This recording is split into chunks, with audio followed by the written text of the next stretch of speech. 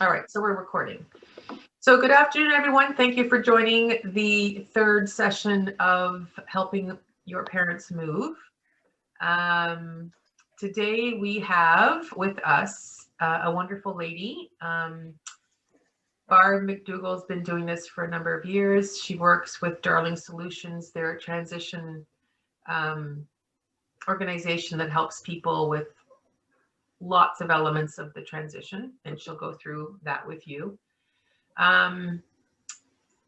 This is, so on the call right now, Barb, just so you know, like I mentioned yesterday, I know there's a couple of people online that, I'm just gonna admit one person, have parents who are out of town, and they are trying to help them with the process from here.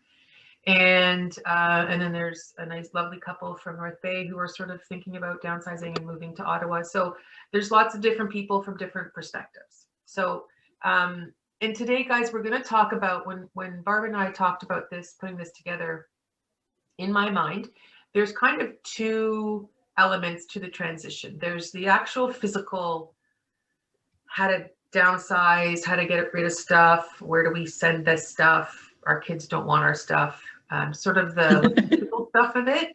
And then there's the emotional part of it, right? And I know by talking to some of you, that's sort of the tough part when you're dealing with some parents or family members who are of a certain age and you're worried about them.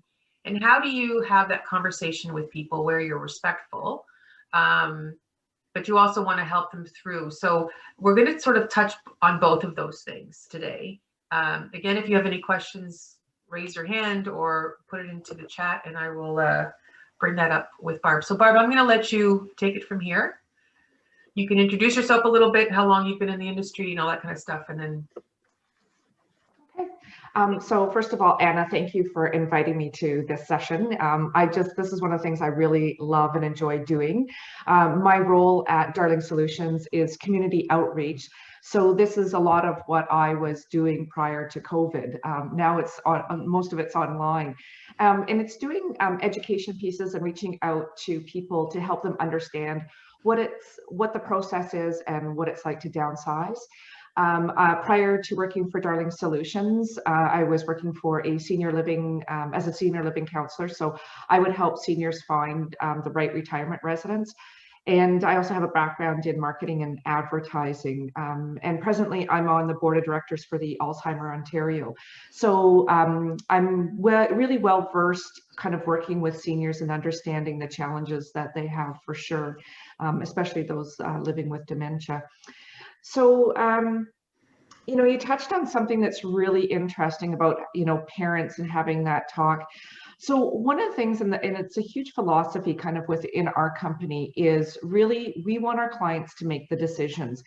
And so if you are the children of parents and you're concerned about them, it's so easy, and I know I'm in that situation right now where I would just love to tell my parents what to do because they need the help, but they're not quite there yet. So the more that you can help them feel in control and making the decisions, the better it is.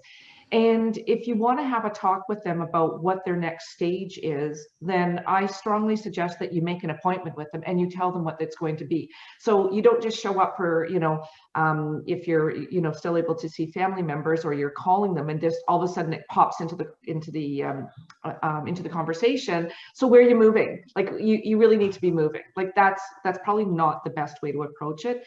It's more of like, you know what, I really am concerned. Like, let them know that you're concerned about, especially during COVID, being isolated, the challenges of you having to do a lot on your own. And I'm really worried about you from a health perspective because I want you around for as long as we can. So it's all about how you frame it. So one of the things to do is make sure that you set a time, have that conversation, and then, ask them questions like, what have you been thinking about moving, or what your next stage looks like? I know I've had this conversation with my parents about, what do you guys want to do? And right now they're going, well, we're not going anywhere. There's for a lot of reasons. And that's okay. And then from that, you can also, what's your biggest fear? Like if you had to move, what's your biggest fear? Or what's your biggest challenge? And a lot of times it's really about dealing with the stuff that's inside their home. That's where the biggest challenge comes from. So it's about uncovering those layers of what the challenges are and then taking baby steps with them. And it's all about having an open conversation with them, not telling them what they need to do. I just can't emphasize that enough. The more that you ask them to share with you, the more open of a conversation that they'll have with you. And, you know, this is maybe a bit morbid, but I remember having to have that conversation about, because my parents are, you know, not living in this area, is, you know, if something happens to either one of you, what do you need? Or both of you, what do you want, you know, for that end of life? What does it look like? So it's again about having those open conversations, and it's no different when they're trying to move, because it is very stressful. Mm-hmm. So what if sort of, I mean, it's easy to say, let's sit down and have a conversation with people, but sometimes people don't know what they're afraid of, right? The unknown, Yeah, absolutely. the unknown is scary. So, you know, I always do this with my kids. It's like, what's the worst case scenario? Okay, if this is so, you know, I'm thinking, ask mom and dad, okay, what if dad, you know, knock on wood, what if dad broke his hip, or what if mom broke her hip? Like, see if they've thought about that. See if they've gone there mentally. They may have. They may, well, if that happens, then we're going to do A, B, and C. Or they might think, I don't know what we're going to do. So again, sort of more of it's still an emotional perspective, but kind of hit them with the logistical stuff. And the realities, right? Yeah. And one of the things that we often talk about is, have you had a friend or a neighbor or a relative that has just gone through something, and what did it look like, and what did you like that happened, or what didn't you like that happened, or what scared you about what happened, you know? So then you start to uncover those really important aspects. So it maybe is, I don't want to go into a retirement residence. Well, that's great. Knowing that is really important, because, you know, is there an opportunity for them to stay in the house?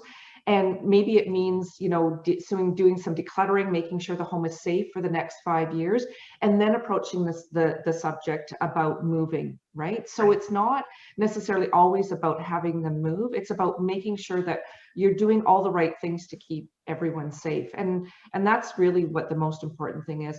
And everybody's different. Some are just, they're tired of cooking, they're tired of cleaning, they're tired of taking care of a big house, and it's time to move. Okay. Others are, you're not going to get me out of here unless it's in a box. And I've heard that so many times. But what can you do then to make them safe? And a lot of times houses are full. And that's one of the things that makes it very unsafe. Yeah. They need to be able to get around safely. Yeah, for sure.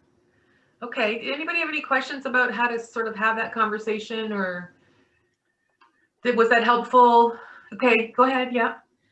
I think our biggest concern is moving to a city that's a long way away, and services like doctors and dentists and, you know, that kind of thing. And how easy is it to get a doctor when we move, because we're not young anymore and we will need that. Mm-hmm. That's a very good concern, actually. And I know when your daughter moved here to Ottawa, I helped them find a family doctor, because she was having the same problem, right? It is a big challenge. So, Yeah. Barb, do you have anything to add? Yeah, so what I recommend is, if you're looking for doctors, etc. So dentists, etc., are pretty easy to find. Most are taking patients. Doctors are a little bit more difficult. One of the things to really do is have your daughter, if she can, connect with the community that you're going to be living in. So I know, for instance, in our area, we have a Facebook page for our area, which is in the CARP area. And a lot of people will post questions like that, and you'd be surprised what kind of feedback you get from people that are within the community. The other thing that you can also do is there's what used to be called the LINs, but they're not anymore. They're now Ontario health teams, so the OHTs. And each area has that, and you can connect with them and ask them, you know, are there, how do I find a doctor in this area? I'm moving from out of town, and how do I find that?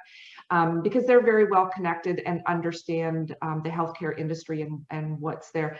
The nice thing is about coming to Ottawa, and I assume that's where you're coming, right? You're coming to Ottawa? Yeah.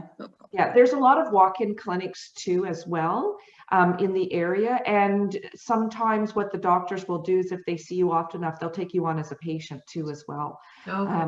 So, you know, there are those options as well. Okay, thank you. Thanks. Okay, so that's sort of the emotional. So now from the different take of, we're having the conversation with mom and dad, aunt and uncle, and now there's the emotional side of downsizing, the actual releasing of things. So what I used to do with clients years ago, and I still do if I have like someone who's really struggling, I say, we're going to play the, what do I call it, the furniture diet. So I say for 30 days, when you use a piece of furniture, put a little red dot on it. And after 30 days, you really see what furniture you use all the time, right? Because part of, I think, the fear is moving into a new place, whatever that place is going to be, not feeling like home, right? It's a strange place, strange stuff. So if you can move the furniture that you love and use the most into your space and it fits, then there's a little less fear because they're surrounded by things they know and they love and they're comfortable in. Now, sometimes people are wanting a fresh new start and want to buy all new furniture anyway, but first, in some cases, because there is a lot of emotional attachment to things, as you know, Barb. So what are some of the things that you guys have found dealing with this? I would say that is probably the biggest barrier that we see when people are thinking of moving is, what do I do with all my stuff? And it shuts them down because it's just so overwhelming. This is kind of that emotional side of things. And what you need to understand is that you can't expect to gather things up over, you know, years and sometimes decades. And then all of a sudden in 2 days, it's all going to be, you know, you'll go through everything and it'll be, you know, all taken care of. It doesn't happen that way. Things, everybody feels differently about things. Some people are more emotional and have bigger emotional attachments to others. I noticed that we have a couple here in our group. Sometimes one will feel more emotional about other things, and then the other one will feel more emotional about something totally different. And so you have to just take that into consideration. And allow people to process that, because that's the biggest thing, is not just going in and just, you know, going through everything and just saying, okay, you got to get rid of that, you got to get rid of that. And this really is a big hint for children too as well, is that you know, you may see that they're not using things, but they still may have an emotional attachment to that. And so what we recommend is try and find things that can help them with that emotional attachment so that they can feel good about what it is. So maybe it's taking pictures. And I've used this example a number of times. I had a client who had, I think it was something like 50 Royal Dalton dolls, because that's what she collected. And she couldn't part with any of them. All of them had such meaning for her. And so what her granddaughters did is took them to a professional photographer, had them take pictures of it. Then what they did is, when you first came into her new suite, because she moved into an apartment, is they had them all lining up on the wall in her, as soon as you walked into her apartment. And it was a beautiful entryway with all these beautiful pictures of dolls. And so she still had the memory of each one of them, and she could reminisce about who gave it to her, why they gave it to her, the occasion that it happened. And then they were able to sell them through a auctioneer. So, you know, there are things that you can do to still be able to hang on to those memories. But I agree with you, is finding those things that are the most important and make sure they come with you. And for some, it may be a piece of furniture. Others, it may be decor. Some, it may be china, like whatever it is, you know, find what it is that means the most to you. And when we're speaking of china, something that you may want to consider is maybe you have a 12-piece setting, but do you need 12 pieces? Are you ever going to entertain that much? to use all 12 place settings. So maybe what you do is you take 4, maybe maximum 6, and maybe you start using them every day. Like, I don't know about you, but when I went to my grandparents' place, I was lucky to be able to use them maybe once or twice. Same with my mom, a year, right? Like, they never use their china. Why not use them every day? My daughter has my grandmother's china, and she's using it every day. That's her everyday dishes. And it makes my family, side of the family, feel really good that it's being used. And my daughter just loves it. You know, like she's one that wants to make sure that, you know, things don't get thrown in the garbage, and also things that are not being used, let's reuse them, right? That's awesome. Before I ask you another question, someone was asking, what was the name of the health teams in Ontario for helping find a doctor? What was it? Yeah, they're called Ontario Health Teams, and there's a lot across the region. So Linda, if you want to just direct message me your email address, what I'll do is I'll send you a link to the right now it's the Champlain Lynn. It will be eventually called Ontario Health Teams, and I'm not sure what the name will be. So what I'll do is I'll just send you a link to a website that'll give you some reference. Wonderful. So if you just send me your email in the private chat. Great. I was going to put up your information as well too, or you can, Barb, in the chat for everybody, so that if they want to reach out to you after the call. Sure. Actually, that might be easier. Actually, if I just send you, I'll just put up my email address, and then you guys can just email me with any other questions or information that you think would be helpful for you. Perfect. So the other thing I was thinking about for like any topics about or hints about actually starting to do the downsizing. So I found with a lot of my clients is that they want to move, they're ready emotionally, everything's ready to go, but they don't know where to start with where do I start? So they do this, they go here, they go there, they go here, and then nothing gets done because it's overwhelming. So where's a good place to start? Even if you're 2 or 3 or 4 years away from a big move, is just starting slowly, right? And so that it's not overwhelming when you get closer to the day. Any hints on how people can start that's not stressful? Yeah. So one of the first things I always say is start now. Like, start today. Like, when you get off, I'm going to give you some tips that you can use, and start today. And there's the biggest thing about doing it is doing things in small chunks. Don't go into your bedroom and think, okay, today I'm going to just declutter. I'm going to get rid of everything that I'm not using, or I'm going to do whatever it is. Like, it's not going to happen. It'll be exhausting, and there's just probably too many decisions to make.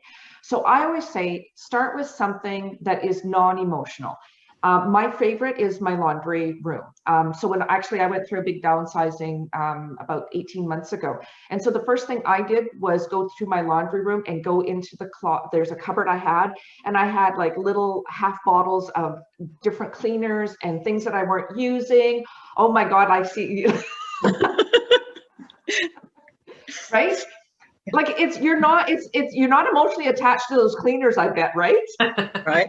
Right. So you know what? Get rid of them and do it in an eco-friendly way. So there's lots of places like Home Depot takes back like paint and batteries, like cleaners. Like, there's all different things that you can do to make sure that it's eco-friendly. But get rid of them. Like, get rid of all of those little bottles and half things.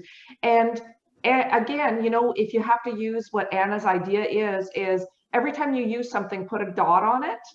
And if after about, you know, a month, there's things in your cupboards you're not using, then maybe it's time to remove it. You know, a junk drawer, you know, can you do a junk drawer this afternoon? Have you got a junk drawer that you can go through this afternoon to get started on? So that's the first thing. And then we have a process that we recommend clients to use when they're doing some decluttering themselves, and it's called the STOP method. So it's sort, toss, and actually I'll put it in the chat room, organize and put away. So sort, toss, organize, and put away.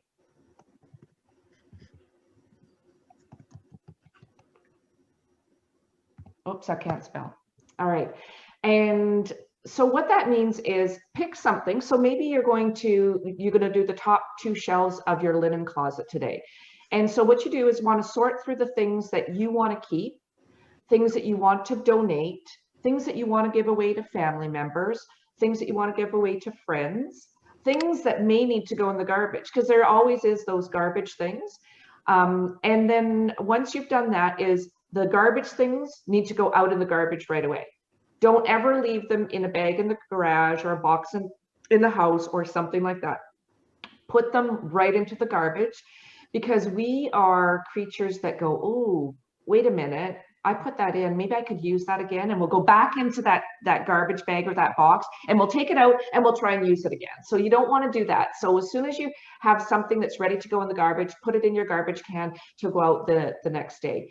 And then what you want to do is that organize is, okay, so now that I have things that are going to family, things that are going to friends, things that I want to donate, put them in boxes and label those boxes. And then as soon as you have a box that's full to go to donate, then make sure it goes to donation. If there's things that you can donate that maybe not go to Value Village, because Value Village is one of those places that everybody wants to drop stuff off, but there's also really a lot of other great places that can take donations. Like one of the things that I was thinking about today, because I saw something on one of my Facebook pages, is that someone was giving away a sewing machine in my neighborhood. And I thought, oh my gosh, that would be great to donate to Equitable. So it's an organization here in Ottawa where they teach new immigrants how to sew, and then they sell their wares. So it's just a great organization. So there's lots of great places to donate.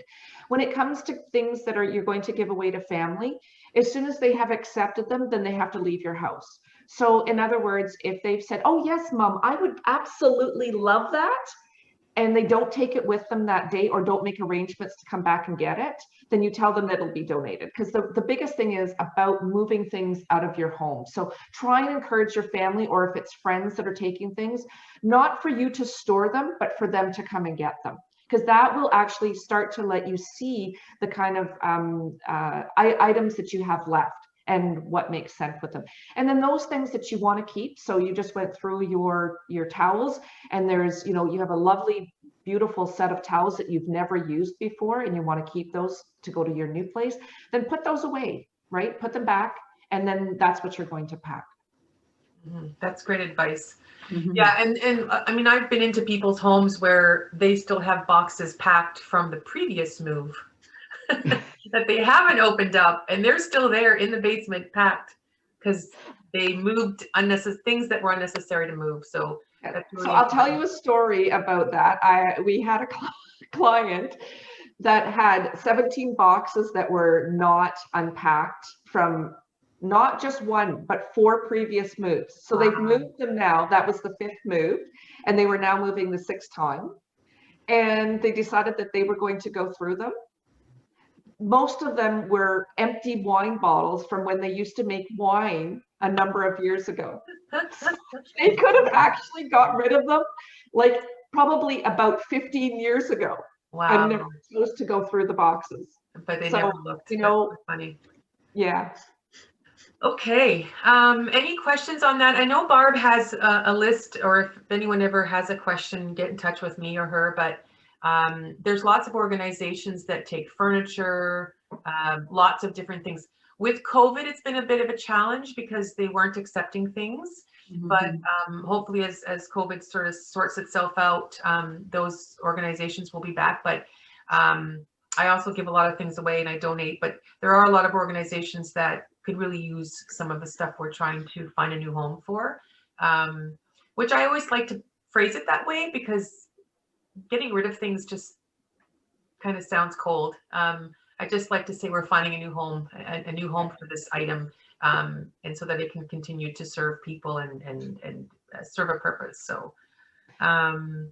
Yeah, those organizations are really, there's quite a few of them. Thanks for bringing that up, Anna, because I neglected to mention that. But there's a lot of great organizations where people are in need, and they will love it as much as you. So that's the big thing that you need to take away is when you give it to someone outside of, and not to say that Value Village isn't a great place, because it does provide a need in the community for sure.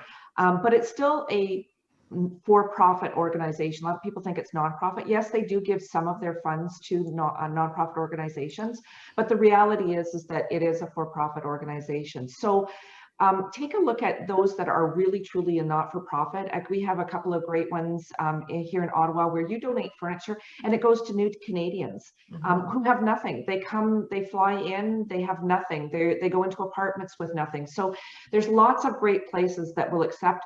And always ask with these particular places if they give receipts for donations, because there are several that do. Right, so ask if they give a receipt. Like if you give a big donation, like say you've got in a an extra sofa and a chair, from your basement that you're not going to be moving, ask and you may get actually a tax receipt that will help you. So there's you can feel good 2 times. You get a tax break and you also can donate. Yeah, good point, Linda. Yeah. And also I think too, I was going to say something, now it's old age really sucks. I can't remember what I was going to say. Anyway, yeah, there's lots of organizations that really need stuff. So yeah, okay, that's great. Okay, so the importance of planning each step until move day was a point that Barbie wanted to touch upon. Yeah. The important thing is to understand what it looks like for you. And for those of you that are, listening in because of parents, find out what they would prefer, because there is no right or wrong way to do this. So I'm going to give you a couple of scenarios to help explain what I'm talking about. So we have some of our clients where they're coming in and they're ready to move. They have, they've found a place, they want to move. And so what we do is we help them pack and take what they need. Everything else stays in the house. We move them and we unpack them and we get them set up into their new place. And then they go back and they continue to sort through things to determine whether or not they want to keep them, if family members want them. And we get the house ready for sale at that point. We work with our real estate agents, similar to what Anna would do, and they'd say, okay, keep this piece of furniture, let's donate that, etc. And then the house goes up for sale. And that for some people works really, really well, because they're ready to move, but not necessarily ready to give up everything. And it allows them to see what it looks like in their new place, and then go back and determine, okay, what else do we need to keep, and what do we need to find a new home for. So then another scenario would be, okay, we know we want to move. We want to move down the road. We're not exactly sure when. We want to get the house ready for sale. We've got too much stuff in the house. So we may come in and do that decluttering with them.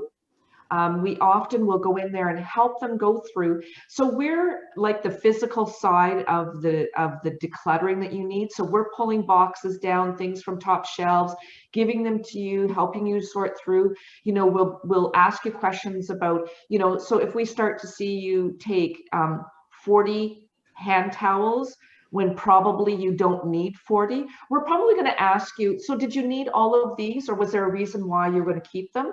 And then sometimes just having that person just talk to you about, oh gosh, you're right, like maybe I don't need, because you're so used to just taking everything, right? So it's about having that conversation. So we'll help you do that decluttering. We may be packing up some things that for sure are going to be going to your new place. We'll put them in the garage or the basement. We'll get your place totally decluttered. If it needs windows washing, if it needs plants in the gardens or whatever, we'll help that get ready. The agent then is called and they get the house. They tell us exactly what needs to be done. Pictures are done. The family is still in the home, and they're still living in it. So all of their furniture is still there. It may be just decluttered, especially because, and Anna, I'm sure, can speak to how much it helps by making sure that there's not too much furniture or stuff around. And then they sell their house. And while they're doing that, they're looking for a place to live, because most people are not, necessarily purchasing. They're usually going into some sort of rental. And then once the house is sold, then we come back and we finish whatever is left within the house that needs to be packed up to go. It may be dropping things off to a family member. It may be dropping things off to donation. We do everything for them. Then we get them set up into their new, we move them and get them set up into their new place, and we'll unpack it. So the night before they move, they're in their own bed, you know, wake up, have a cup of coffee, their breakfast. We, our team comes in and they move, they leave, we finish, we move everything to their new place. About mid-afternoon they come and we've got their bed made, their dishes put away, most of their items are put away in closets, Yeah. Pictures are hung, etc. So by the end of the day, they're actually going into their bed, sleeping in the same bed that they were the night before. So, you know, it just depends on what the client wants. So those are kind of full service. Right. But if you just want to help with decluttering, or you just want to help with moving, or you just want to help with packing and moving, or packing, moving and unpacking, whatever it is, you know, there's services, you know, there's us, but you know, if you're not from this area, there's other companies out there that certainly offer this kind of service as well. And even if people don't want to, you know, can't or whatever, even just knowing that family or friends or neighbors can do that as well, right? Like not everyone, I mean, your services are amazing and I know a lot of clients use them, but I've also met clients who just, you know, don't want to or can't afford the services, but even just knowing sort of the process of what, so I think that's also the really kind of important thing, timeline, process, what needs to happen first, what makes the most sense, especially in the selling of their home, right? Like, yes, if you're mid 80s and you know you're gonna have people coming into your house every half an hour for a week to look at your house, that's very stressful for people. So I'm always suggesting to people, listen, is there somewhere you can go if they're not quite ready to leave the home? Is there somewhere you can go for a week? Is there a child you can stay with for a week while the house is on the market so that you're not disturbed? So it's really sort of, I think having that plan means understanding the services that are out there that they can use, or you can hire for your parents should they want or need. And sometimes even just having someone to like I know, like just sit there and say, like to guide them through, like, do you really need 40 hand towels, right? So sometimes it's not the actual physical work, but just having someone there to help with the process. And so that's really important, is just to have a plan so everything runs really smoothly. And Barb and her organization and how I think as well is always to, how can I make this transition as stress-free as possible for my clients? There's always going to be things that pop up and they're going to be stressful, but having a plan, having everyone on the same page, especially if you're dealing with your parents or you know, aging family. yeah, Having everybody on board and everyone knows what needs to get done. There's a timeline, everyone's bought in, so that it's a smooth process. And that's sort of why I do this, and why Barb's organization does this as well, is because we know, I mean, moving is stressful for anybody, either 20, 30 or 90. So it's just harder when you're a little older. And so that's really important to make sure that we help in any way we can. yeah. And just even making the decisions can be really stressful. Like a lot of people think, oh, you know, I can do this, there's no problem. But just I'm like thinking, like just, you know, so how many towels do I need? What makes the most sense? Because I don't want to get rid of these ones, because if I need them down, like just having that mental conversation in your head sometimes becomes really stressful if you're making several of them in a day.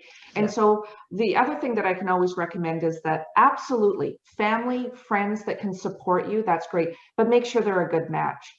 Because I've seen where couples try to do it together and they're fighting all the time about everything. Like, no, I don't want you to keep that. Yes, I want to keep that. Like you know, so find somebody that can do it right. And same with children. You don't want to be damaging your relationship because of a move, you know? So if you've got if your daughter is going to be helping you, or your son is going to be helping you, but every time you have a conversation about this, it becomes heated or you know, not pleasant, then maybe it's the daughter-in-law that needs to help, or maybe they need to bring in a friend, you know, that doesn't, because we come in non-emotional, like there's nothing emotional about anything that you have in your home. We're just there to help and support you, and we can guide you because we don't have the emotion. We're not, there's nothing that makes us want to have you do something that you don't want to do. Like there's no ulterior motive there. And that's what you need to have, is make sure that you, whoever you find to help with you, it's a good fit. You know, it's got to be somebody that you feel comfortable with. Like I was working with a gentleman last summer. It took us 12 weeks to declutter his home because he needed to touch everything. He needed, when I picked it up and said, so are we keeping this, or are we going to donate it, or does it go to your daughter, whatever it was, but he had to pick it up and he had to hold it. And his wife had passed 10 years earlier and he still hadn't cleaned out her closet. So there was a lot of emotion attached to what he needed to do. And I mean, you know, we laughed, but we also cried together. We had a really good time. There was times where he was, sometimes I think he was a little agitated with me, but he understood the process that we went through, and we got him where he wanted to be, and he moved, and it worked out absolutely fabulous. So, you know, it's really about, you know, you keeping control of what you need to control and allowing others to help you when you need the help. Yeah, and I know that you've mentioned before too, where when you're actually doing the downsizing work, physically, just to time yourself, right? So do it in an hour or 2 hour segments. So don't, because it's very exhausting physically and emotionally. So just say, okay, Saturday we're gonna do from, you know, 9 to 11. We're gonna work on this room, and so then they're little chunks of you're winning, right? Because you're getting stuff done. And you're not sitting there for 6 hours getting all tired and frustrated. You're doing it in 2 hour clumps or whatever the time that works for you. And the other thing too that I think about, like you said, you sat with this gentleman. I know for me and my parents are in their mid 80s, and you know, sometimes going through things can be sort of a walk down memory lane.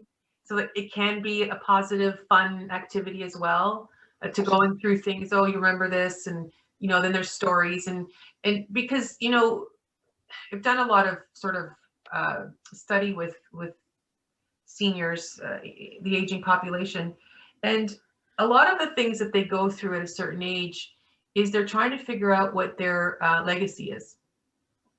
So the reason that they tell the same stories over and over again is that it's a stage of development at that age where they've lived life. So now they're trying to figure out what's my legacy. And so that's why they tell stories over and over again, because they're trying to figure out what their legacy is. So I think there can be some joy in this process, is what I'm trying to say, depending on where people are and all that kind of stuff. So if we look at it from that perspective, it can be joyful as well, you know. Yeah, absolutely. And that just reminds me of what we did for our one client, is for the great grandchildren, because they were really young, like they were, you know, 2, some of them 3 years old, infant, etc. They did legacy boxes. So they kept little trinkets or little things, special things. It might be a letter that was written, you know, in the early 1900s that they had hung on to, that was, you know, a family member or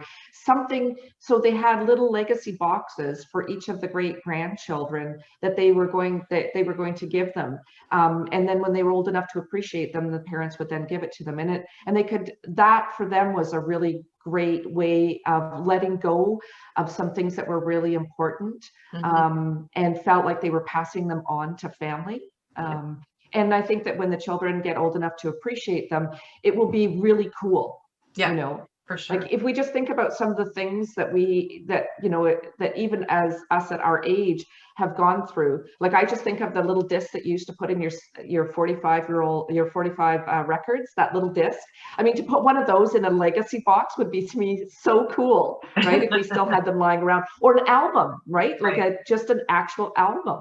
Yeah, you know, so there's some really cool things that you can do to kind of pass on those memories to family. That's wonderful. Any other questions, guys, with the downsizing or the emotional conversations or anything like that that you have that you want to ask or can think of? Did we answer your questions? Did you have anything else that you were? Go ahead. I have a question. Is it useful to put things in storage in case you're going to need them later or not? Do you know where you're moving to? Well, it'll be out to our area. Okay, so you don't have a place yet? No.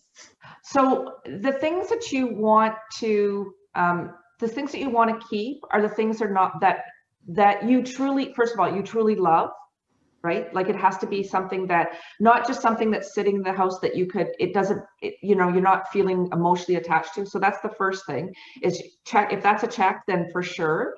The other thing is that look at it from an economical perspective. So when you move long distance, you're moving by pound. I don't know if you knew that or not. So when we move people within the city, we don't move them based on the amount that they're actually we're moving. It's actually just the move itself, the hours that it takes us. Whereas you do a long distance move, what ends up happening is they charge you per pound. So if you're not emotionally attached to it, then is it worth you putting into storage to pay for storage for, you know, however long it is, and then plus have a company come and pick it up, move it, and then charge you for that weight? Like, is it better for you to purchase that when you get to the other side? Mm-hmm. So it's just, and there's no right or wrong answer. It has to be you. But I'll share a little bit of a story with you. So the gentleman that I was working with for about 12 weeks, he moved out to BC, and he ended, because he had a hard time letting go of a lot of stuff, and we knew he was taking way too much stuff, but you know what? In the end, it was him that had to make that decision.